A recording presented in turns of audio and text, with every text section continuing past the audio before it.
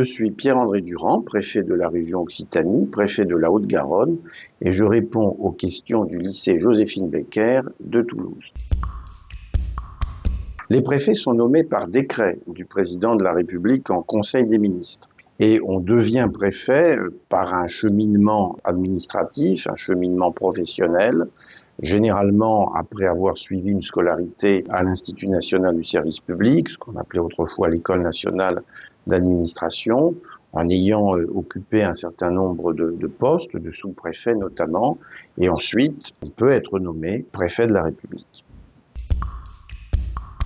Les fonctions d'un préfet sont évidemment très variées. Je dirais que pour l'essentiel, il s'agit d'une part de représenter le Premier ministre et tous les ministres, de représenter le gouvernement, et d'autre part de diriger les services de l'État. Pour reprendre la formule constitutionnelle, le préfet, le représentant de l'État, représentant du gouvernement, a la charge des intérêts nationaux, du contrôle administratif et du respect des lois.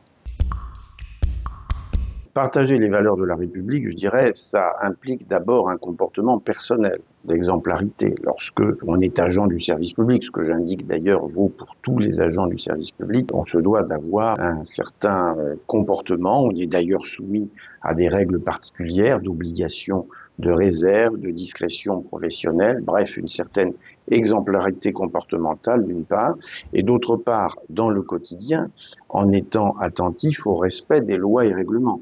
Nos valeurs qui figurent dans nos textes suprêmes se retrouvent évidemment dans toutes nos lois, nos règlements. Il appartient au préfet d'être attentif à ce que ces textes, ces lois soient pleinement appliqués et qu'ils ne soient jamais portés atteinte aux valeurs de la République. Et quand c'est le cas, eh bien, il faut que le préfet intervienne, soit par des outils propres, soit en saisissant les juridictions.